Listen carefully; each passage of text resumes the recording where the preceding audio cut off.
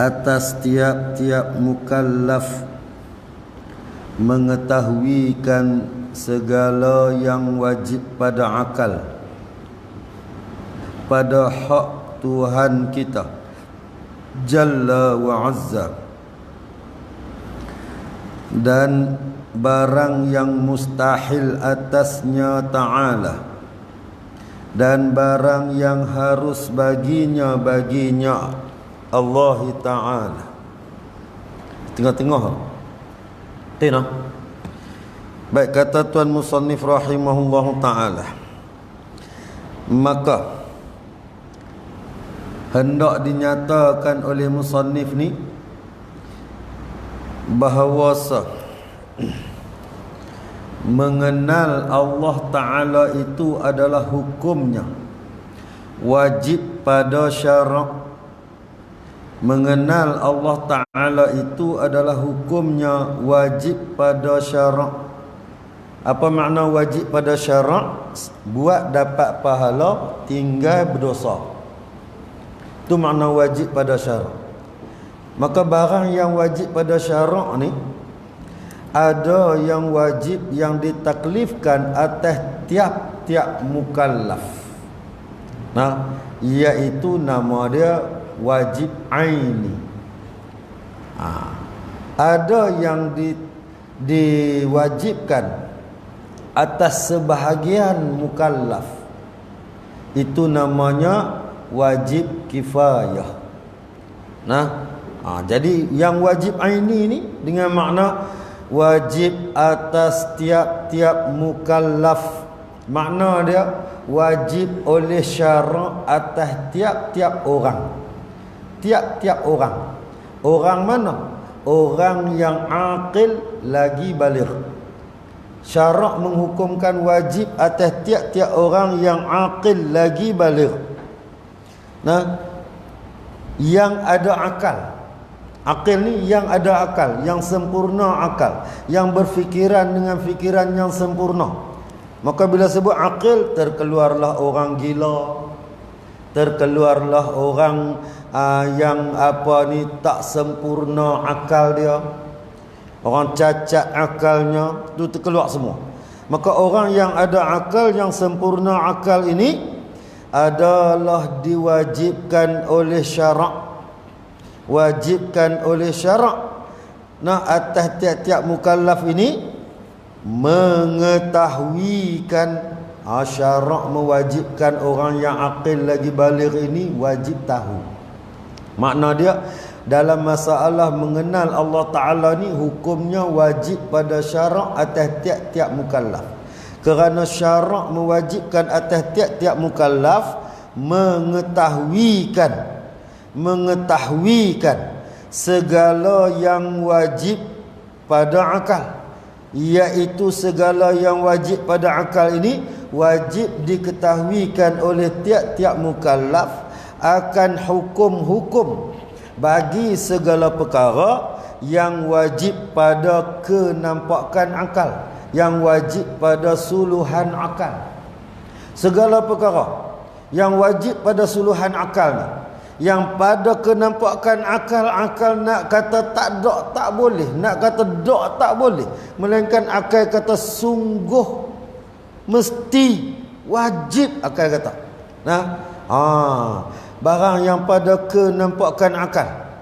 Apa yang pada kenampakan akal ini, yang akal nampak dengan wajib ni, iaitu perkara yang wajib pada kenampakan akal itu, yang mana ia adalah wujub, yang mesti sungguh pada hak, yakni pada zat Allah Ta'ala, Tuhan kita Jalla wa Azza. Iaitu Tuhan kita, Tuhan yang maha besar dan Tuhan yang maha mulia. Jadi kita ni sekalian mukallaf, kita semua mukallaf. Semua. Yang mana dalam ni semua mukallaf. Ada yang tak mukallaf? Tak ada. Kok ada seorang tak baligh lagi. Tak baligh lagi. Mana tahu kok hak yang berasa umur 60 tak baligh lagi. Dia nak habaq kata dia tak baligh.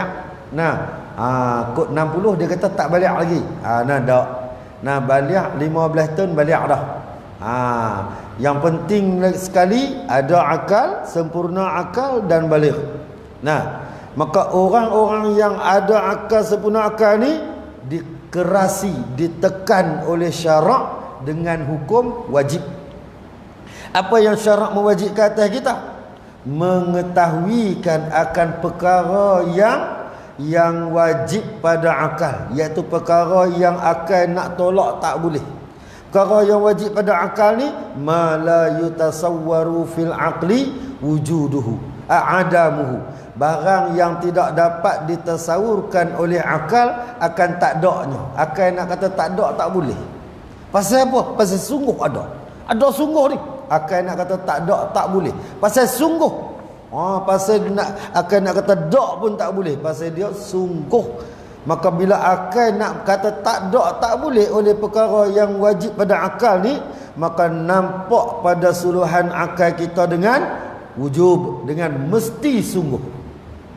Akal nampak dengan mesti sungguh.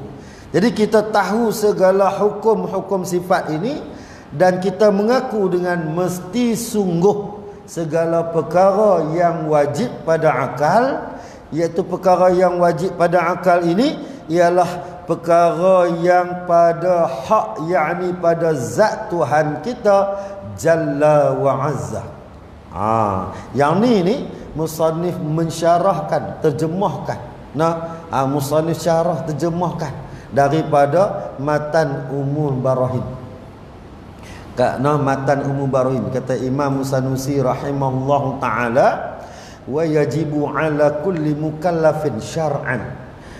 Dan wajib atas tiap-tiap mukallaf sebagai wajib syarak, yakni wajib yang ditekankan oleh syarak, atas tiap-tiap mukallaf, atas tiap-tiap orang yang akil lagi baligh, apa yang syarak tekankan, yang wajibkan, ay ya'rifa ma yajibu fi haqqin jalla wa azza, bahawa mengenal ia tiap-tiap mukallaf ni mengenal apa? Perkara yang wajib pada hak Allah Jalla wa Azza, Allah Tuhan yang maha besar lagi yang maha mulia. Jalla wa Azza. Jadi syarak yang mewajibkan kita kenal, mai kat mana syarak wajibkan kita ni? Mai kat mana? Syarak menekankan, Allah Ta'ala tekankan dengan fa'lam annahu la ilaha illallah. Syarak Allah Ta'ala yang tekan, taukid dengan sungguh, tekan sungguh-sungguh. Maka hendaklah kamu kenal, hendaklah kamu tahu, hendaklah kamu reti sungguh-sungguh. Allah Ta'ala tekan, makna dia dengan makna wajib atas kita ni mengenal dan mengetahui bahawa segala perkara yang wajib pada akal, iaitu wajib pada akal ni, iaitu perkara yang bersangkut dengan hak zat Tuhan kita Jalla wa Azza. Dan juga mengenal kita, wajib mengenal kita dengan perkara yang mustahil pada akal, perkara yang mustahil, dan wajib kita mengetahuikan dengan hukum-hukum, dengan hukum-hukum bagi segala barang yang mustahil pada akal. Mustahil pada akal, yang wajib kita kenal dengan jalan kita mengaku dengan istihalah segala perkara yang mustahil. Kenapa kita mengaku dengan istihalah? Kerana yang mustahil itu, perkara yang mustahil itu, ma la yutasawwaru fil aqli wujuduhu, barang yang tak dapat nak ditasawurkan oleh akal kita, nak gambar oleh akal kita, nak fikir oleh akal kita, akan sungguh adanya di zat Allah Ta'ala. Akal nak kata ada tak boleh, nak mengaku ya pun tak boleh, nak kata ha pun tak boleh kata ada. Pasal apa? Pasal sungguh tak ada, tak ada sungguh-sungguh, tak ada pada sedia kala, tak ada sungguh, iaitu perkara yang mustahil pada akal. Perkara yang mustahil pada akal ni, akal suluh kat mana pun tak nampak akan sungguhnya. Maka bila akal tak nampak akan sungguhnya, maka mengaku oleh hati kita dengan istihalahnya. Apa dia istihalah? Mengaku dengan tentu tidaknya. Bila tak nampak pada seluruhan akal, maka akal kita akan buat satu keputusan. Apa keputusannya? Mesti tidak segala perkara yang mustahil pada hak Allah Ta'ala. Nah, tadi mesti sungguh segala perkara yang wajib pada hak Allah Subhanahu wa Ta'ala. Yang ni bila suluh yang mustahil, tak ada di Allah Ta'ala. Bila tak ada, akan kita dapat satu keputusan dengan mesti tidak segala perkara yang mustahil atas Allah Ta'ala. Ay ya'rifa ma yajibu fi haqqin jalla wa azza, wa ay ya'rifa wa ma yastahilu wa ma yajuzu. Dan barang yang mustahil atas Allah Ta'ala dan barang yang harus bagi Allah Ta'ala. Dan kata musannif, dan begitu juga wajib kita mengetahuikan hukum bagi barang yang harus baginya Allah Ta'ala.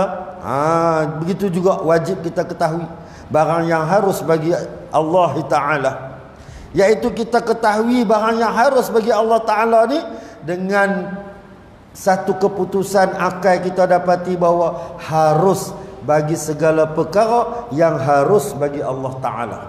Kita dapat satu keputusan. Jadi kita akan dapat keputusan hukum-hukum ini, iaitu mengenal akan hukum-hukum sifat. Hukum sifat ni ada 3. Apa dia hukum sifat?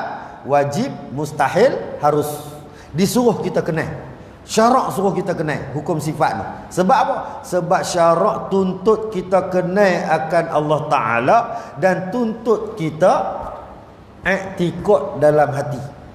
Kita nak i'tiqad di dalam hati ni bukan nak i'tiqad hukum sifat tu. Sebab hukum sifat tu ialah wajib, mustahil, harus. Wajib mesti sungguh ada di Allah Ta'ala. Mustahil mesti tidak ada di Allah Ta'ala. Jadi kalau kita pi i'tiqad yang mustahil, makna dia kita i'tiqadkan yang wajib pun ada, yang mustahil pun ada. Dah. Jadi bukan nak i'tiqad yang tu, tapi kita kena kenal yang wajib, kenal yang mustahil dan kenal yang harus. Bila kenal yang wajib, maka menghukumkan oleh akal kita perkara yang wajib, kita hukum dengan mesti sungguh, wujub. Mesti sungguh. Perkara yang wajib pada hak Allah Ta'ala mesti sungguh. Akal hukum dengan sungguh. Perkara yang mustahil atas Allah Ta'ala, akal hukum mesti tidak. Hak hukum oleh akal tadi ni, hak ni yang kita nak i'tiqad dalam hati. Apa dia yang kita nak i'tiqadkan? Iaitu mesti sungguh perkara yang wajib, mesti tidak perkara yang mustahil, harus segala perkara yang harus. Kita nak i'tiqad, nak tambat dalam hati kita ni. Yang ni yang kita nak tambat. Nak tambat mesti kena kenal hukum bagi sifat. Jadi nak kenal hukum sifat ni lah disuruh kita mengaji. Ngaji mana? Kenailah sifat yang wajib bagi Allah. Kenal sifat yang wajib bagi Allah. Sifat yang wajib bagi Allah ni ada berapa? Dah suruh kenal sifat yang wajib bagi Allah. Sifat yang wajib bagi Allah ada berapa? Ada berapa? Ada banyak. Ada banyak mana? Tak terhingga, makna dia tak ada qadar. Tak ada siapa tahu pun banyak mana sifat yang wajib bagi Allah Ta'ala. Begitu juga segala sifat yang mustahil atas Allah Ta'ala. Banyak tak terhingga. Tak terhingga ni tak ada siapa tahu pun, melainkan hanya Allah Ta'ala sahaja yang tahu. Qadar ke tak qadar ke segala sifat yang wajib baginya dan segala sifat yang mustahil atasnya, Allah Ta'ala saja yang tahu. Habis tu macam mana kita nak kenal ni? Banyak sangat ni. Banyak sampai tak terkira. Tu maksud dia. Tak terkira, tak tahu. Tak ada qadar. Macam mana nak kenal kalau dah banyak sangat? Jadi ulama telah menggariskan kepada kita. Allah Ta'ala hantarkan kepada kita ulama mempermudahkan jalan bagi kita orang awam. Tak tahu.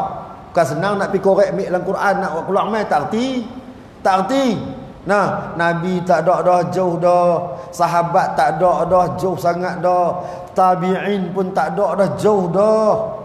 Tabi'in tak ada, jauh dah, jauh. Habis tu Allah Taala bangkitkan daripada kalangan tabi'in.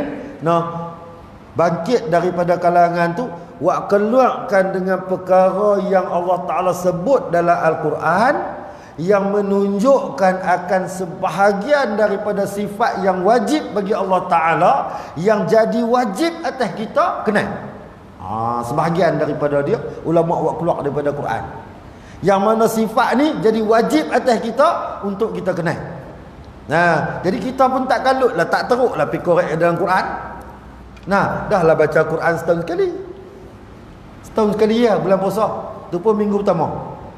Nah, minggu pertama, saya lah, orang lain saya tak tahu. Minggu pertama, hari pertama sekali baca 1 juzuk. 1 juzuk. Pasal apa? Target 30 hari 30 juzuk. Hari kedua 1 juzuk kurang 2 line. Hari ketiga 1 juzuk kurang 5 line. Hari keempat 1 juzuk cukup 2 line. Hari kelima 1 juzuk muka surat, 2 muka surat. Hari ke-6 1 muka surat. Hari ke-7 1 muka surat. Hari ke-8 lena, tak dan. Kita ni tu bulan puasa. Tu kita. Lepas tu baca Quran pun malas, nak korek, nak pergi cari dalam Quran, nak kenal Tuhan. Nah, kalau baca Quran pun malas, nak cari dalam Quran pula nak kenal Tuhan. Confirm dak lah kita ni. Nah, ulama buat bagi kat kita sedia, siap. Dia buat keluar daripada Quran ni yang Allah Ta'ala cerita sifat yang wajib bagi Allah Ta'ala, yang Allah Ta'ala tunjukkan dalam Quran, yang ni dia menjadi tunjang, menjadi ibu bagi jalan mengenai Tuhan. Banyak mana yang ulama korek mereka kita?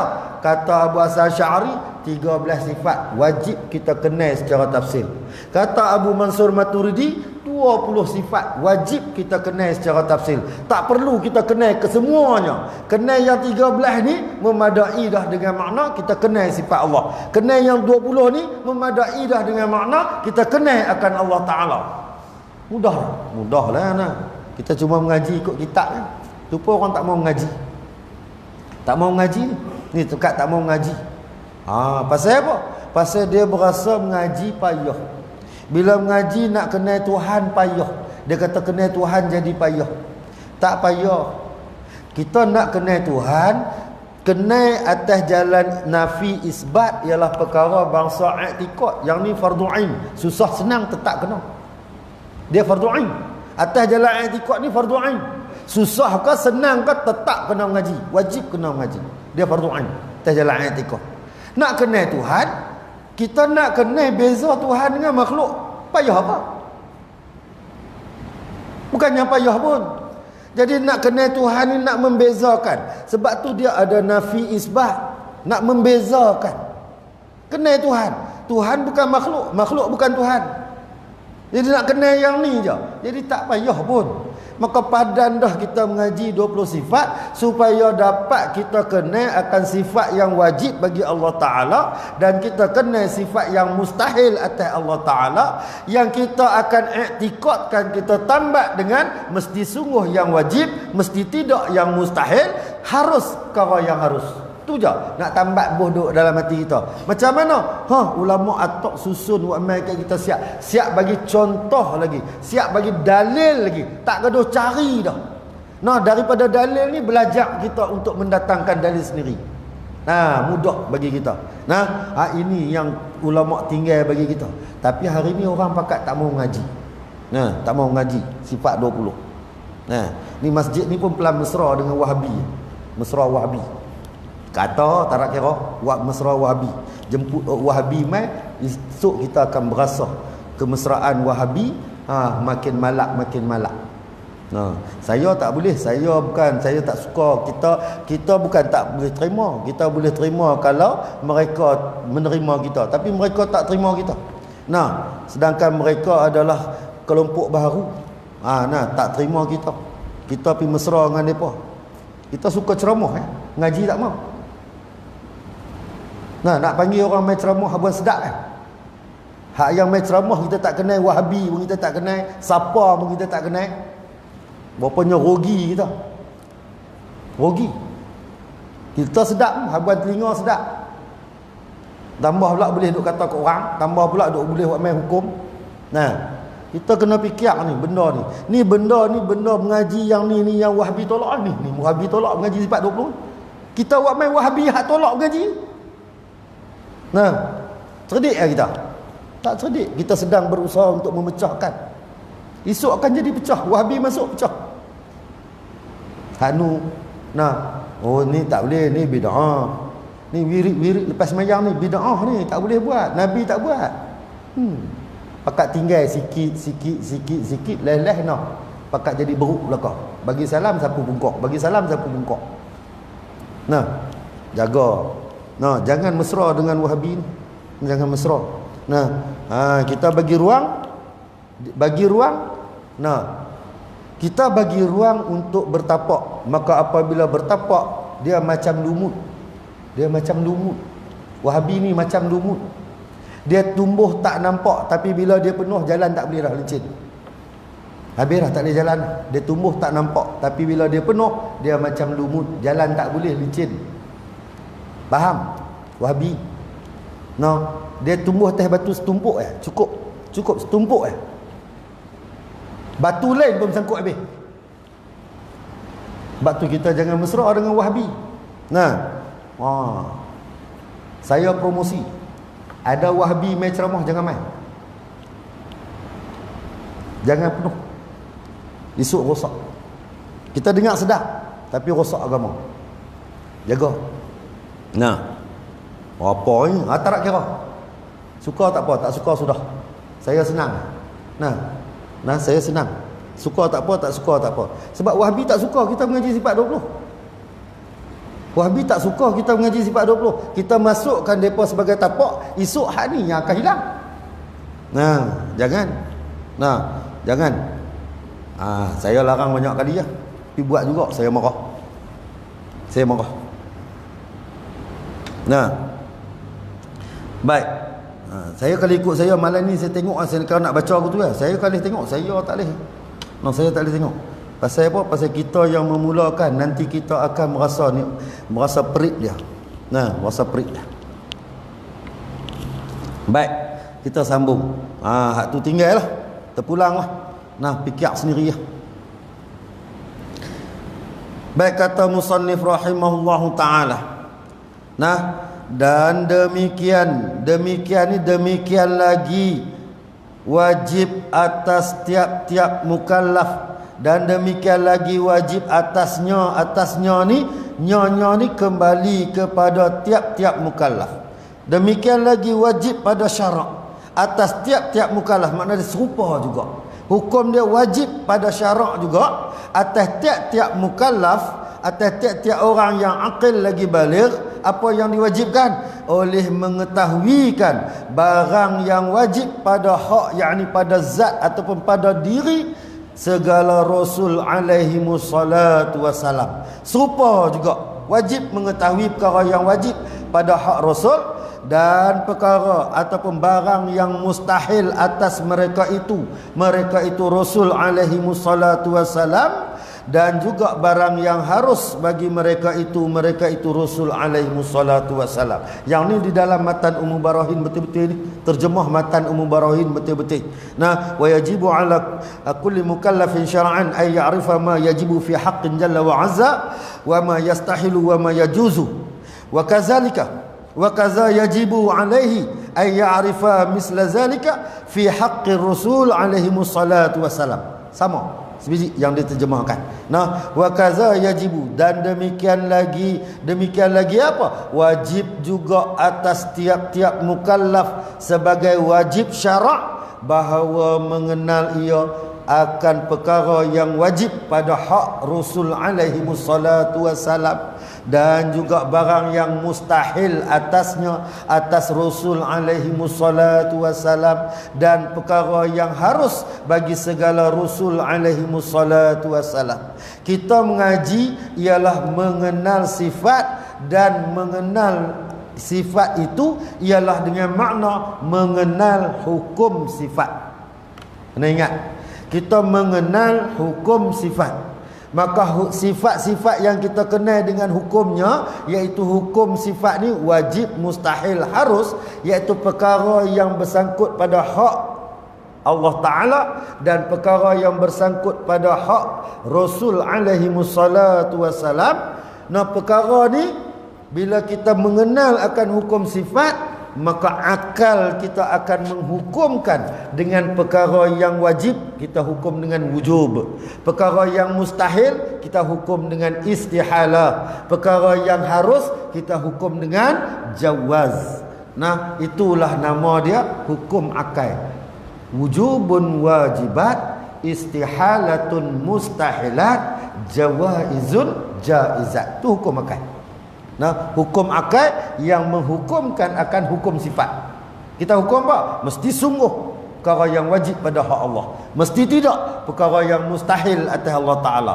Harus segala perkara yang harus bagi Allah Ta'ala. Itu akan kita hukum.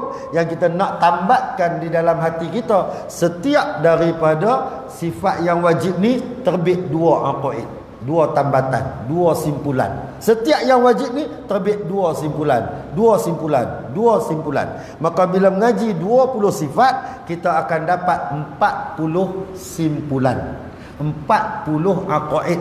Iaitu 40 ni kita tambat di dalam hati kita sebagai simpulan yang memaknakan iman, yang dinamakan aqaidul iman. Tambat dalam hati kita 40. Dan satu yang harus pada hak Allah Subhanahu wa Ta'ala campur dengan 40 jadi 41. Dan bila kita juga diwajibkan mengenal akan sifat Rasul, kenal hukum sifat Rasul, wajib, mustahil, harus, maka kita juga akan mengaku dengan wujub, istihalah, jawaz. Maka apabila datang wujub, istihalah, jawaz, maka kita akan dapati 4 sifat yang wajib bagi Rasul kita mengakukan dengan mesti sungguh. 4 sifat yang mustahil atas Rasul kita mengakukan dengan mesti tidak. 4 campur 4 jadi 8, ditambah dengan 1 yang harus bagi Rasul jadi 9. Maka kita akan dapat 41 campur 9 jadi 50 aqaidul iman. Ni mengaji sifat 20. Orang tua-tua dulu selalu sebut kena ada 50 aqaid, kena ada 50 simpulan. Ni ngaji ni bagi kenal yang ni, simpan tok dalam hati kita sebagai tambatan iman. Hang mailah hak mana pun aku pegang yang ni.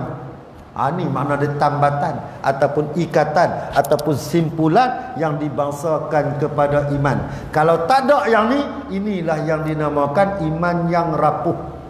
Hak ni yang bila tak ada ni, tak faham yang ni, orang kata Tuhan duduk atas langit pun duduk atas langit lah.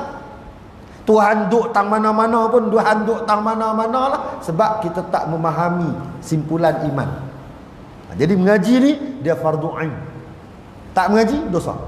Tu. Nah, jadi mudah aja benda-benda macam ni, mudah saja kita nak kena bagi faham. Faham sebab apa kita mengaji. Kalau tak faham sebab apa kita mengaji pun letih juga. Sagi keluar mai apa dia? Tak tahu. Tak ada dia. Bagi faham.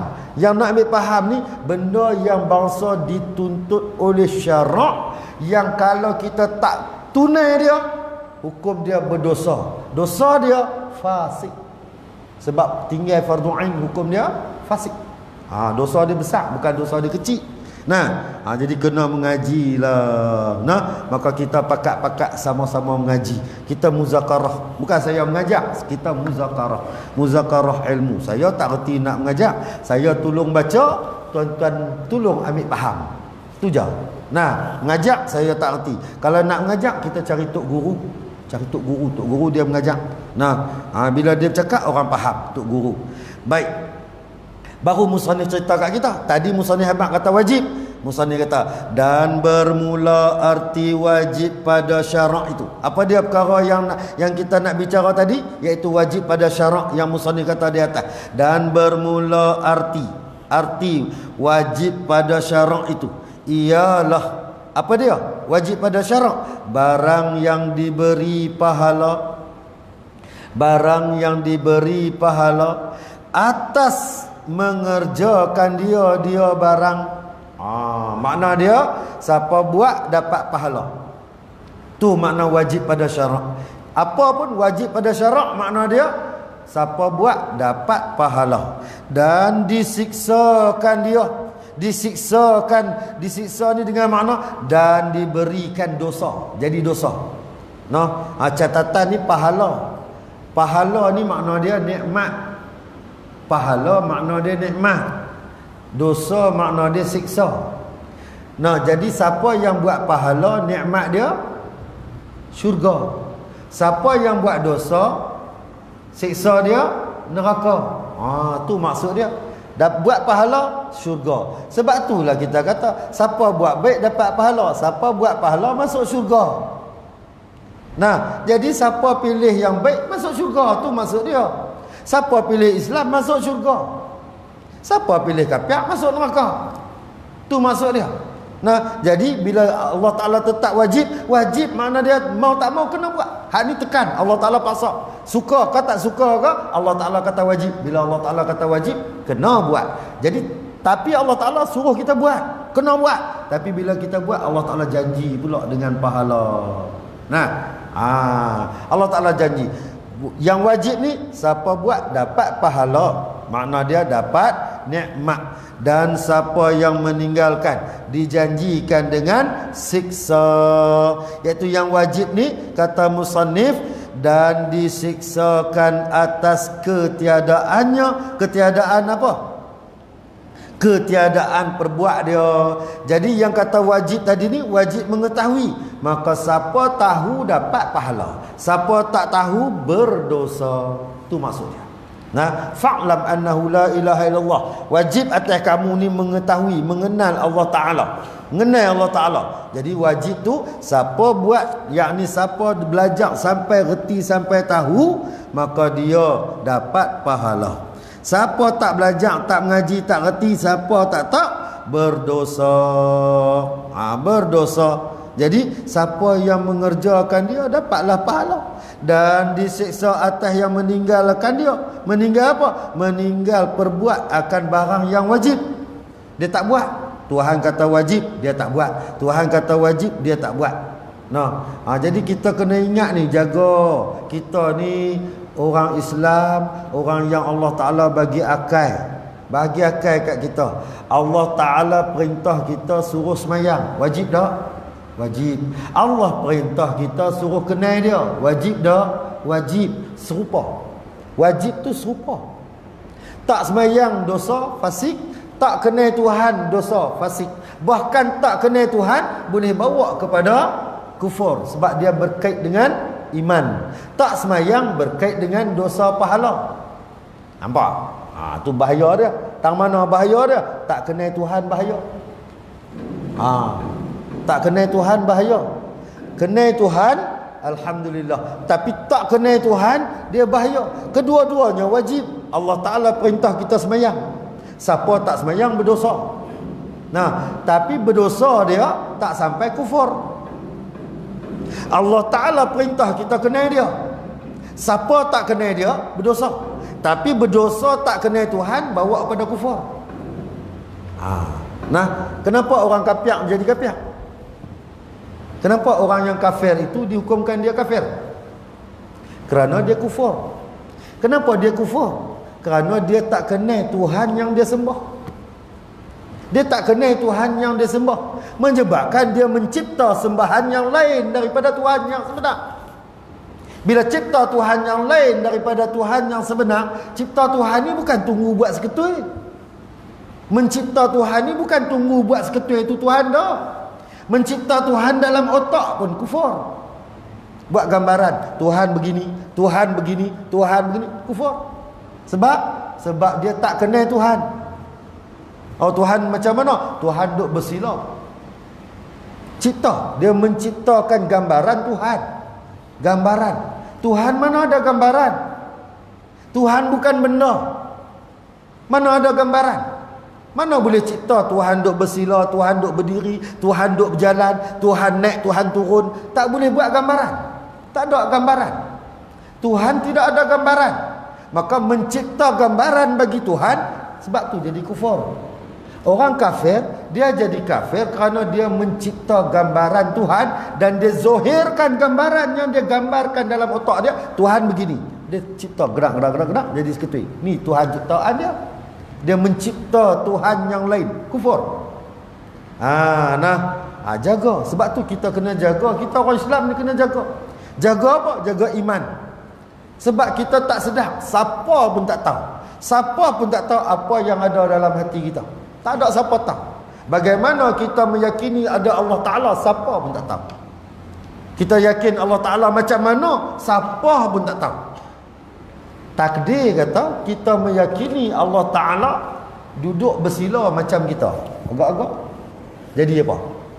Siapa pun tak tahu. Duduklah hati kita. Allah Ta'ala duduk bersila. Sila siap. Siap kaki duduk atas kaki. Agak-agak Tuhan tu macam mana? Jadi benda-benda ni semua ni sebab tu kita kena kenal. Jadi wajib ni makna dia bila syarak mewajibkan pada sembahyang, kalau tak sembahyang berdosa. Syarak wajib pada kenal Tuhan, tak kenal Tuhan juga berdosa, tetapi boleh bawa kepada kufur. Yang ni yang kita takut. Yang ni kita takut. Sebab tu ngaji ilmu tauhid ni dia menjadi ibu bagi agama. Tauhid ni ibu bagi agama. Jadi kena mengaji bagi kenal. Kalau tak kenal pun mengaji. Allah Ta'ala pelan-pelan bagi kat kita bagi kat kita kekuatan untuk mengenal Allah Ta'ala. Baik. Itu makna wajib pada syarak.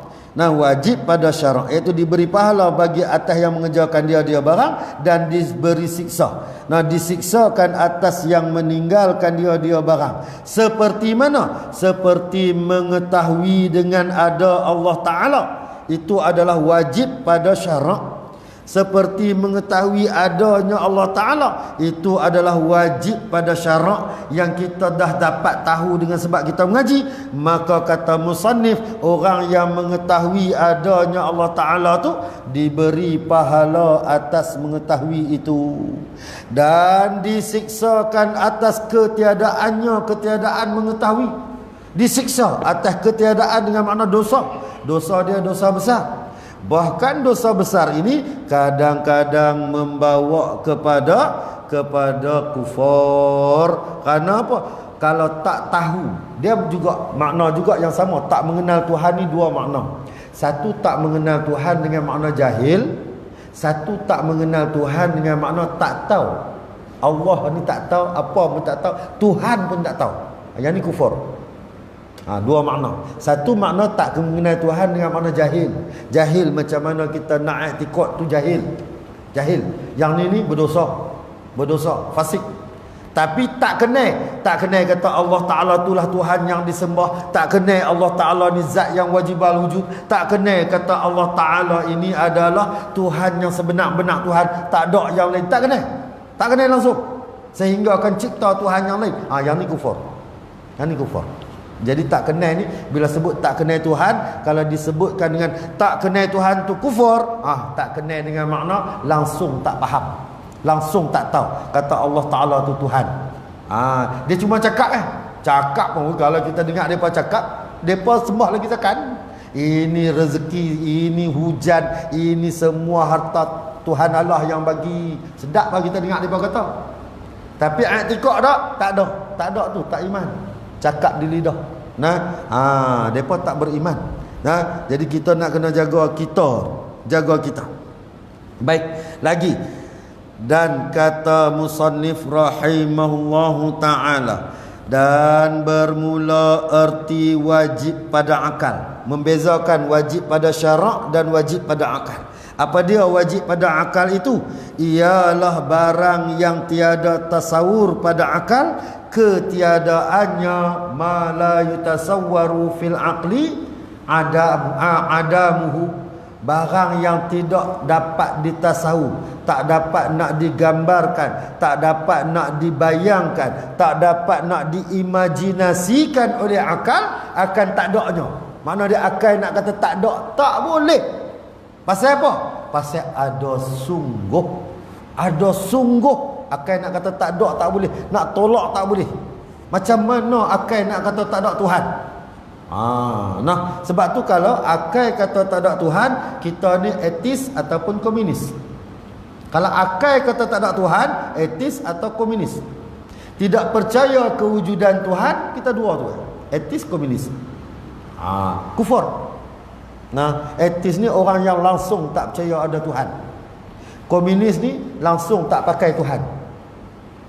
Etis langsung tak percaya adanya Tuhan. Semuanya atas kerja sendiri. Alam ni semula jadi kejadian sendiri. Nah, semua ni etis ni. Kejadian alam ni semula jadi, alam jadi sendiri, fenomena alam ni sendiri, semua sendiri. Tu etis. Jadi di dalam pengajian anak-anak kita, kalau kita tak bandungkan dengan pemahaman ni, mereka akan berfaham kejadian alam ini adalah berubah secara semula jadi, fenomena alam ini berubah mengikut musim. Nah, kalau berubah mengikut musim, ini ad-dahri. Orang yang mengisbatkan fenomena alam ataupun perubahan alam ini mengikut musim, ad-dahri. Bukan Tuhan yang bagi jadi. Ni semua ni benda-benda ni nama moden. Nah, tetapi pemahaman i'tikad dia adalah yang rosak. Jadi kita nak kena jaga ramai. Tu yang ramai sampai tolak habis agama berlambak-lambak. Pasal apa? Pasal tak mau faham agama sungguh-sungguh. Baik. Dan kata musannif, arti wajib pada akal ialah barang yang tiada tasawur pada akal. Makna dia tak boleh nak tergambarkan oleh akal, tak boleh nak digambarkan, nak dibayangkan, nak diimajinasikan oleh akal akan ketiadaan barang yang kita nak gambarkan tu. Tak boleh. Seperti misalan mana? Mengambil lapang bagi jirim. Jirim apa dia? Sebab tu mengaji tauhid ni, istilah ni semua kena kenal. Istilah kena kenal. Sebab dia sebut, kita kena faham dulu dah. Mengambil lapang bagi jirim. Apa dia jirim? Jadi kita kena kenal jirim, jauhar, jisim. Kena kenal. Nah, yang dikatakan makhluk itu, dia tak lepas daripada sama ada ia mesti jauhar ataupun jirim ataupun jisim, dan dia tak lepas daripada arad. Ni makhluk. Nah, arad. Maka setiap jauhar itu, jauhar ni apa dia? Benda yang paling halus. Benda yang paling halus nama dia jauhar. Kalau yang paling halus tak boleh belah, tak boleh bahagi, tak boleh kerat, tak boleh cincang, tak boleh khisik, tak boleh dah. Halus sampai halus-halusnya, yang tak boleh nak buat apa dah, dinamakan jauhar fardin. Orang tua panggil jauhar firid. Orang tua mengaji dulu dia sebut jauhar firid. Jauhar fardin, farodal, firid. Orang tua sebut. Nah, jauhar fardin. Jauhar fardin ni apa dia? Benda yang paling halus yang tak terima belah bahagi. Apa dia benda paling halus tak terima belah bahagi? Yang kita boleh nampak. Lah ni jarang nampak dah, confirm. Dulu nampak, lah jarang. Apa dia? Nah, dulu kita bangkit pagi-pagi. Orang tua dulu bangkit pagi-pagi. Dia buat apa? Dia buka tingkap. Cahaya masuk. Dia tepuk bantai, ketepung. Dia tepuk tilam. Dia jemuk bantai, belah cahaya masuk, jemuk selit kat celah tingkap. Rumah lah mana ada lagu tu. Bantai tak biasa tepuk dah. Nah, tepuk tu, masa kita tepuk tu kan dia naik macam debu. Debu tu tangkap sampai mati tak dapat. Dia tangkap bila pun tak dapat. Tapi naik punya banyak. Dengan cahaya suluh nampak naik banyak. Tangkap sampai bila pun tak dapat. Yang tu jauhar fardi. Tak boleh dah. Nak belah tak boleh. Nampak halus. Terlalu banyak menyut. Halus. Tak boleh nak belah dah. Nak tangkap tak boleh. Tapi nak tahu dia macam mana? Apabila dia satu, nama dia jauhar. Tapi bila dia berimpun, tu dia lungguk sampah, sawang dan sebagainya, hak yang melekat kat depan kan, habuk-habuk tu. Tu dia tu, hak yang bila kita tepuk naik, bila berhimpun dia, nama dia jisim. Bila berhimpun dua jauhar, nama dia jisim. Apa dia jisim? Benda yang terima belah bahagi. Jisim ni benda kan, dia terima belah bahagi, dinamakan dia jisim. Masa dia tak terima belah bahagi, nama dia jauhar. Berimpun dua jauhar, nama dia jisim. Hak tu lah sama, asal dia jauhar juga. Berimpun dua, nama dia satu jauhar. Berimpun dua, nama dia jisim. Apa dia jisim? Benda yang terima belah, terima bahagi, terima kerat, terima rincik, terima potong, terima segala. Nama dia jisim, benda. Baik, apabila jisim ni benda, bila dia ada di satu ruang, maka dia dinamakan jirim. Jirim. Nah, maka bila dia jisim saja, ketui saja, benda saja, dia mesti mengambil ruang, mengambil tempat, ataupun istilah kita lama, mengambil lapang. Jadi jirim tak lepas daripada mengambil lapang. Ni satu jirim. Dia tak lepas daripada mengambil lapang dengan makna mengambil ruang, tempat dia. Dia ambil ruang dia. Ni tempat dia. Bila dia mengambil ruang, orang lain tak boleh masuk. Ni makna dia, nama dia jirim yang mengambil lapang. Meja ni jirim yang mengambil lapang. Kita ni jirim yang mengambil lapang. Bumi ni jirim yang mengambil lapang. Makna dia setiap sesuatu daripada benda yang nama dia ketui, nama dia jirim, dia mengambil ruang, tempat untuk dia ada. Nampak ni? Bila kita nampak yang ni, Tuhan bukan jirim. Selesai. Bila Tuhan bukan jirim, Tuhan tak mengambil ruang, Tuhan tak mengambil tempat. Maka setiap jirim, bila dia ambil ruang, dia ambil tempat, dia ada padanya jihah, arah depan, belakang, kiri, kanan, atas, bawah. Jirim. Bila dia nama saja jirim, dia mesti mengambil tempat, dia ada padanya jihah, dan dia mesti berkait dengan masa. Segala jirim berkait dengan masa. Nah, dan dia ni bila nama saja dia jirim, dia mesti berkodar, kodar. Ada ukuran, ada ukuran. Nah, jadi kita kenal benda ni semua, sekalian benda ni bukan Tuhan. Senang. Jadi istilah lama disebut jirim mengambil lapang. Jadi pada akal kita tak boleh nak kata dok sama sekali. Tak boleh nak kata dok sama sekali. Kerana apa? Wajib setiap jirim mengambil lapang. Mengambil lapang ni makna dia mengambil ruang dia. Akal tak boleh nak tolak. Nah, tak boleh nak tolak. Kita mengambil ruang kita. Bila ruang kita di sini, ruang hak lain tak boleh masuk dah. Tak boleh masuk. Ayak mengambil ruang dia. Ayak mengambil ruang dia. Kita tengok kalau kata ayak ni tak mengambil ruang, kalau boleh bermasuk-masukkan, makna dia kita tuang ayak dalam cawan tak akan penuh sampai bila, sebab bermasuk-masukkan. Tapi tak boleh. Ayak bila dia masuk dalam ruang ni, ini ruang dia. Masuk ayak lain dia akan tolak. Masuk ayak lain dia akan tolak. Makna dia setiap jirim mesti mengambil lapang. Mengambil lapang dengan makna mengambil ruang.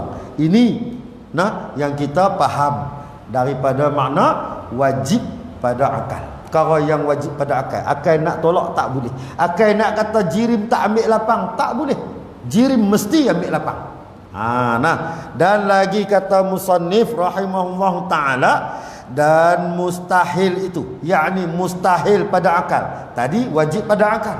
Mustahil pada akal itu ialah barang yang tiada tasawur, tiada tergambar, tiada terupa pada akal kita akan adanya barang itu.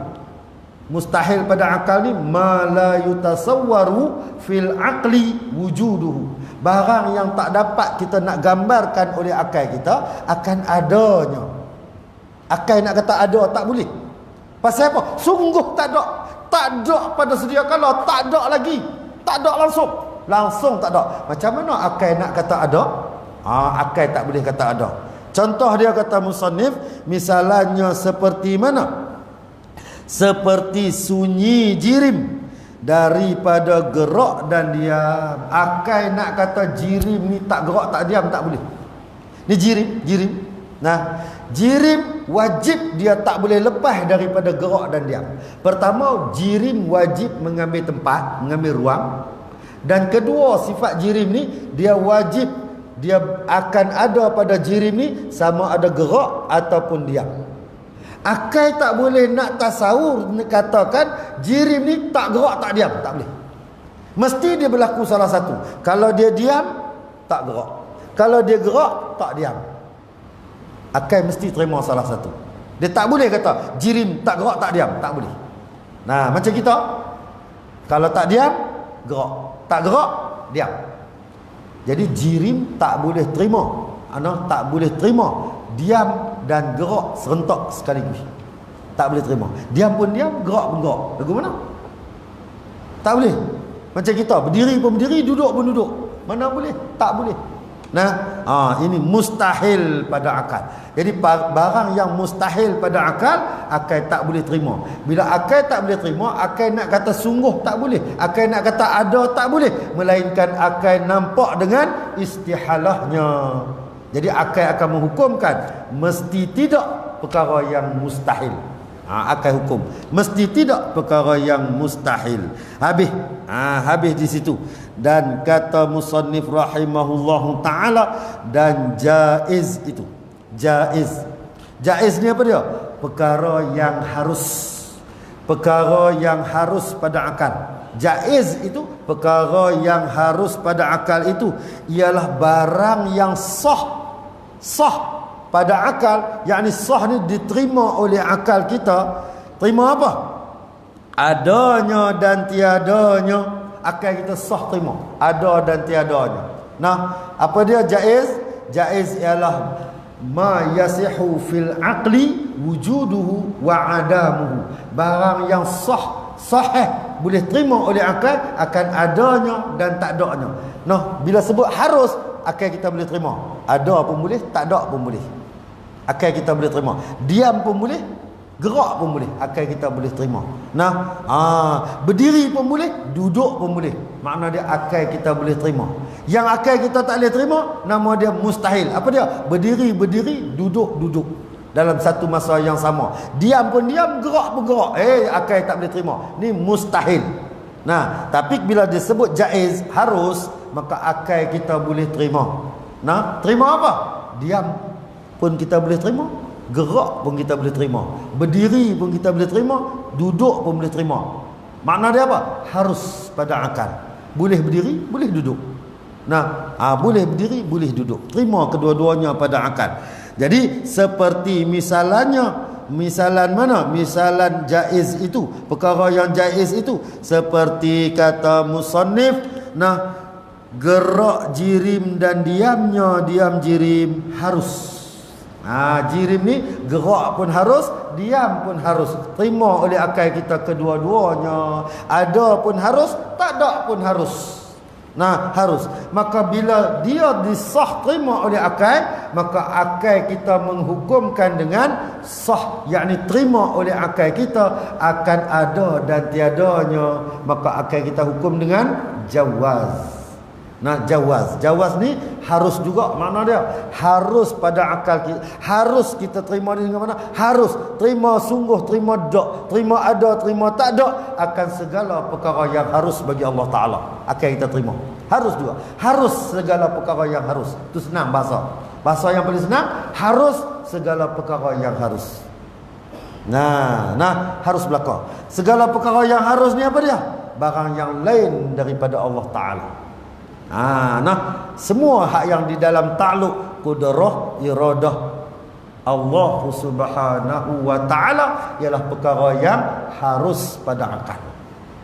Jadi akal kita terima kat situ.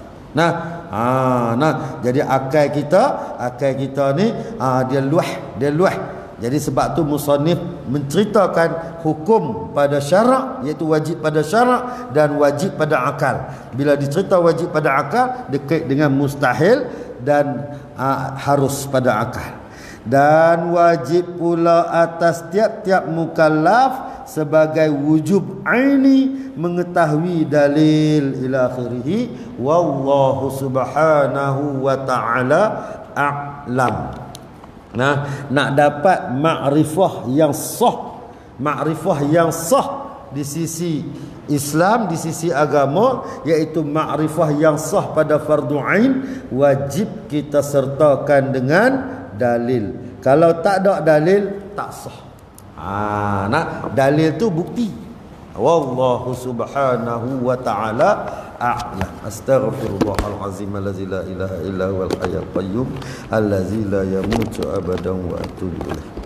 أعوذ بالله السميع العليم من الشيطان الرجيم بسم الله الرحمن الرحيم الحمد لله رب العالمين والصلاة والسلام على أشرف الأنبياء والمرسلين وعلى آله وصحبه أجمعين اللهم افتح علينا فتوح العارفين بحكمتك وانشر علينا رحمتك وذكرنا ما نسينا يا ذا الجلال والإكرام اللهم فقهنا في الدين وعلمنا التأويل اللهم اجعلنا من المسلمين واجعلنا من المتطهرين واجعلنا من عبادك الصالحين يا مقلب القلوب ثبت قلوبنا على دينك وعلى طاعتك وعلى معرفتك وعلى مغفرتك سبحانك إنا كنا من الظالمين اللهم بارك لنا في رجب وشعبان وبلغنا رمضان اللهم يا بالي اللهم يا الله يا الله ادفع عنا كل بلاء الدنيا وعذاب الآخرة وشر الدنيا وشر الآخرة